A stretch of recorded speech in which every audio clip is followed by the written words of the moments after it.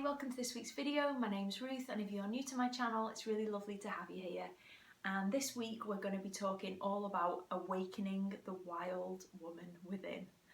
This is something that I have done a lot of work on. It's really transformed my life, and now that I am pregnant as well, it's kind of taken on a whole new dimension and new meaning in my life. So thought this would be a great video where we can talk about what does it mean to awaken the wild woman? Do we all have a wild woman within? And what are the kind of tools and techniques that we can maybe try out to help us to embrace our wild side and really connect with that side that is often not kind of celebrated or allowed in society, depending on where we are in the world and where we live. So this is a video that's going to be all about me sharing a little bit of what I've done, books I've read, and things that I think might be able to help you as a woman to awaken.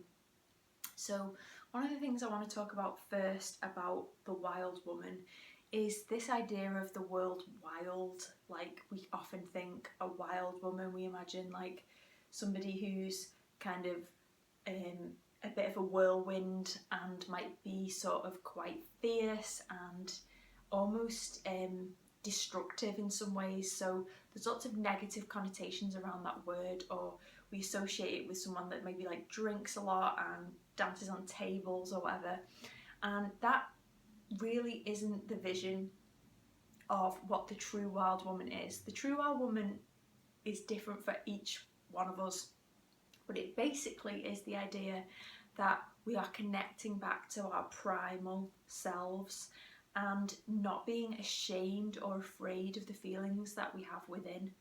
So one of the things that we can often find as, you know, I'm in my mid-30s, I've got a long line of, in my maternal line, so like my mum, my grandma, great-grandmas, great-great-grandmas, growing up in England and in this part of Europe.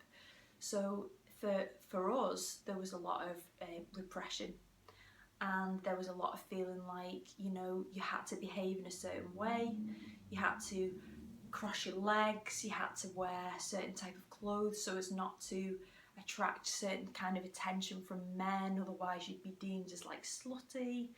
And there were lots of like rules about being kind and always pleasing people and staying quiet, and good girls don't do this, bad girls do this. So there was a lot of messaging like that for me particularly, and I know that throughout my maternal line there was a lot of themes of repression, of women not being able to fulfill careers, aspirations, share talents. There was just a real feeling of repression, and I know that this story of mine is not unfamiliar to a lot of families. We only need to look back into wider history to look at, you know, women that were burned at the stake for being witches because they simply were getting together and practicing sort of singing and herbalism and different elements of sisterhood, and that was something that, you know, simply wasn't accepted at the time and people were so afraid of, and those women were killed. So there is so much that we take on and we don't even realise it in our families, in our society, and we carry that with us from a young age when we start to become aware of these things.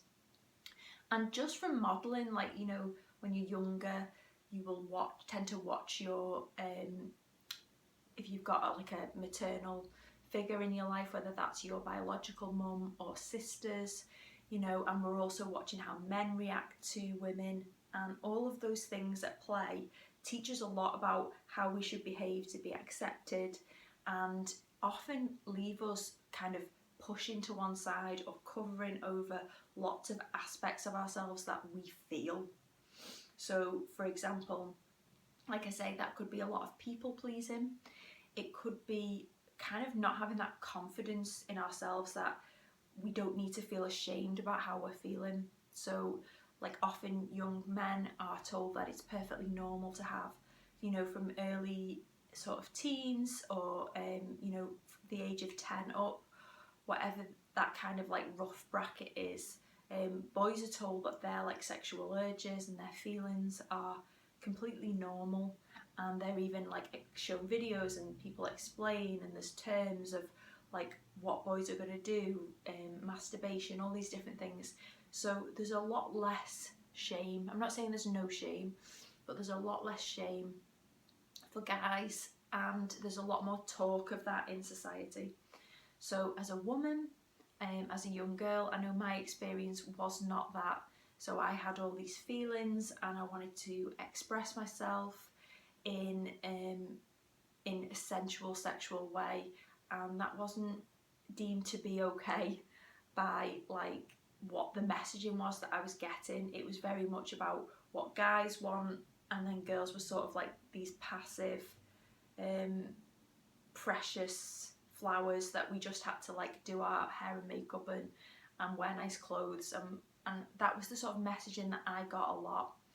And then as I grew up and I evolved through my teenage years, you know, there was a lot of shaming. So I felt personally that I was shamed a lot when I would want to wear certain clothes, or I would want to dance in a certain way, or I would want to do certain things. You know, that was like, it wasn't okay for me to want to do those things. It was sort of seen as something to be ashamed of. So I think that that's a lot of girls' experiences, that we are shamed for wanting to express ourselves and enjoy our bodies and share our bodies, and we have to be very cagey about who we share that with and how particularly men are going to react, because we are in this, you know, whether we like it or not, we kind of have to acknowledge the fact that we are in and are moving out of, and there's more debate around it, but we are still in a very male-centric world where, you know, women are relatively new in the process of exploring our own freedoms and our own expression, which a lot of men have been able to take for granted.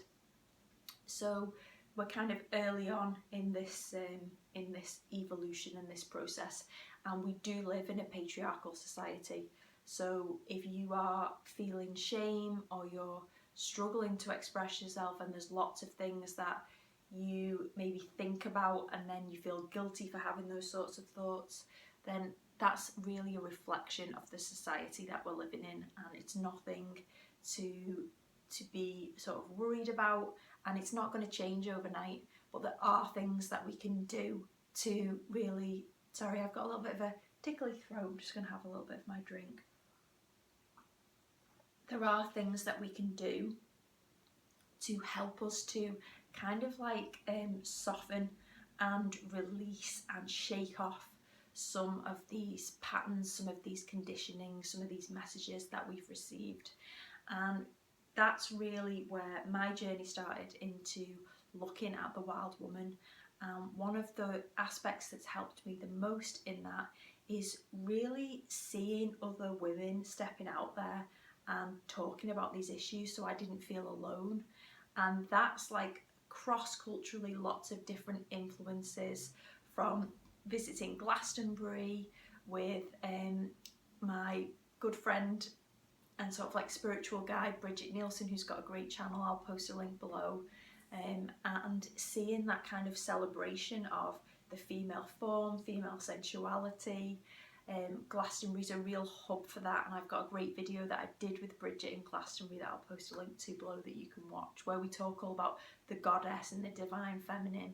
And some of the trips where I've travelled to Glastonbury and I've done various kind of like retreats there, they've really helped me to embrace my wild woman and be around other people that are also on that journey. So sisterhood is a huge part of this, finding other women that aren't going to shame you and that aren't afraid of embracing their wild woman as well. And this can take time, and you know, we all have, as we grow up, often there will be people that will think that you're woo-woo, people think that what you want to do is weird. There'll be other women that will shame you because they don't feel comfortable with you wearing a certain item or dancing in a certain way.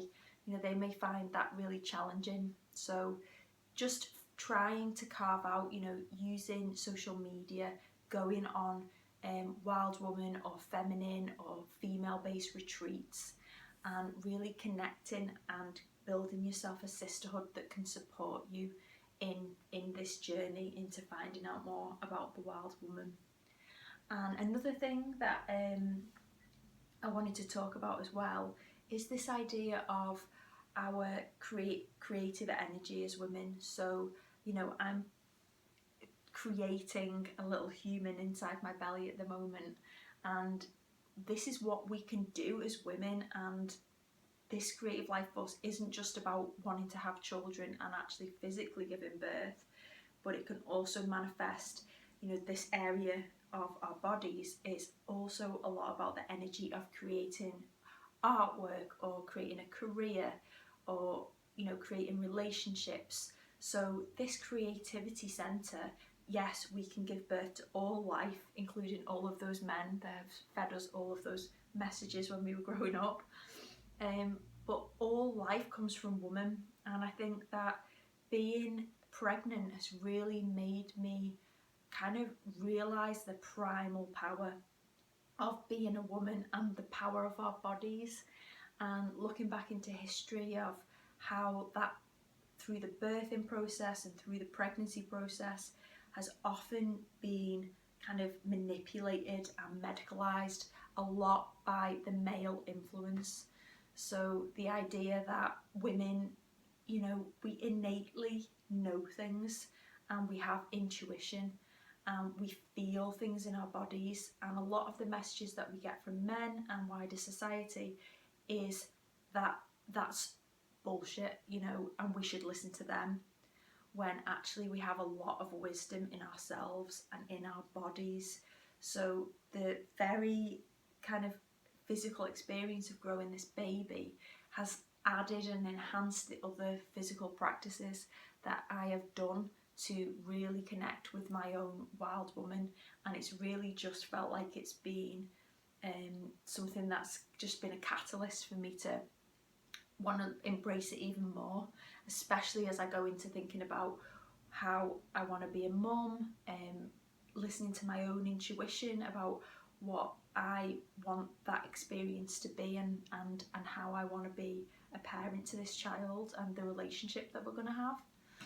So the idea of creativity and the power of that is something that I think over history, we go back to the witches like we talked about before as well, is something that, people have been really afraid of the power that we have inside of this wild woman. And because of that, there's a lot of repression and a lot of holding back that we've done over generations. So we're talking about like generational trauma in the female line of people who have repressed and repressed and repressed. And then it only takes one person in that line to step out and say, I'm going to face this. And it can heal so much for ourselves, for our ancestors. You'd be amazed at when you start to do work on yourself, how even without saying a word, you'll suddenly start to see changes in siblings, in parents. It's this like energy ripple effect that you will see that they are influenced, and of course influencing your children and the future generations as well. So kind of getting into this idea of the creative power that we have as women, this womb energy of being able to birth life, and also not just birth life but birth creativity. I know what it's like to feel like, it takes a while to get pregnant. I know how frustrating it can be to feel like, this is something natural that I should be able to do straight away. So it's not just about giving birth, it's about that creative energy that we've got inside of us. And ways that I found that have really helped me to cultivate that within myself have been, well, number one is dance. That's been amazing for me and always has been a way of really releasing that repression. And whether that's something that you want to do in front of people or you want to do it in private, where you don't have to face other people's judgments, that's completely up to you. But there are beautiful safe spaces where you can dance with other women, and there are real benefits to getting into the body. So it doesn't even have to be dance. Dance is just how I find helps me. It could be a yoga practice, it could be running, it could be, you know, other kinds of physical activities, literally just shaking things off. That's one way to sort of really help, is to get into the body. Connecting with nature is another great way, so walking barefoot, feeling the sun on your skin, kind of those, like, again, it's all about connecting with the body and the elements in general, so water, being able to have a bath and really like explore your body and feel like you are honouring your female form. And that can also be like self-massage, going for massages, or if you want to just do it yourself, you can get some lovely oils and you can really like spend time appreciating your physical form as a woman. So there are lots of different elements that we can do on our own. And then, like I say, there's also the sisterhood that's so important. So finding people online that you can talk to digitally, especially at the moment, or if you can, things like going to women's circles, women's yoga, also as well like red tents, something that's come back as a movement where we're on our period and we gather together with other women at that time, which is a very historically rooted kind of celebration of the female menstrual cycle and women's moons, and us coming together to be there in sisterhood for each other through that. And also as well, there are so many great books that you can get on this. So this is one that I'm still reading. I don't know if you can see it there. Women Who Run with the Wolves, and it's an absolutely brilliant book. So it's all about the inner life of women, and it uses folklore and different stories through history to really acknowledge and talk about how deep we are as women and how intuitive we are and how powerful we are. And it uses lots of folklore to talk about how that's repressed. So it's got tales of like Baba Yaga, the Bluebeard, all these different stories about like male power, dominance, and also obviously as well very animalistic. So we've got the wolf on the front, and the idea of our wild, true nature and how we can embrace that more. So I think in lockdown, a lot of us have been out more in nature and we've had more time to think and slow down, which has really helped us to connect with that side of ourselves more. And I've been reading this in lockdown, and it's a brilliant book. So I'm going to post a link to it below. It's by Clarissa Pinkola Estes, and it's an absolutely amazing book with, like I say, folklore but also psychological side to it. I think she's a psychotherapist, or she is a trained psychologist. So she brings in stuff about Jung and the shadow, and all of those different elements come into this, and it's all about reclaiming and rejoicing our feminine power. So that is definitely one for your reading list if you want to awaken your wild woman some more. And also as well, just like culturally, there are so many other things. So I really enjoyed reading Cheryl Strayed's book Wild, which got made into a film with Reese Witherspoon. And very similar to this book, that really shows us that, you know, sometimes it's an ugly process. And I think as women, we're often told that we can't get angry and we can't be loud and we shouldn't express ourselves. And through these stories in this book and in Cheryl Strayed's book and countless other women out there who are willing to show that kind of that Baba Yaga, that kind of like crazy, haggish, ugly side that, you know, society just does not celebrate women like that. It's always young, beautiful, think Victoria's Secret, that kind of aesthetic. That's what we're shown a lot of. And so it's kind of allowing ourselves to get into the depths of this this more ugly kind of wise, haggish side of ourselves that lives within even me as a younger woman and you as a younger woman as well. And I really hope that just listening to more women talk about this subject and the wild woman is helpful, because I think that sometimes it only takes us to hear about other women that are expressing themselves creatively, sexually, in a free way, that then can give other women the permission slip to also explore that side of themselves. And I'm going to post links to everything I've talked about below. I'll also post some links to other videos on this subject. Like I said, my friend Bridget's channel is really great for content like this as well. And I hope you have enjoyed hearing a little bit more about the wild woman, and have a wild week, and I will see you next time for another video. Thanks guys, bye!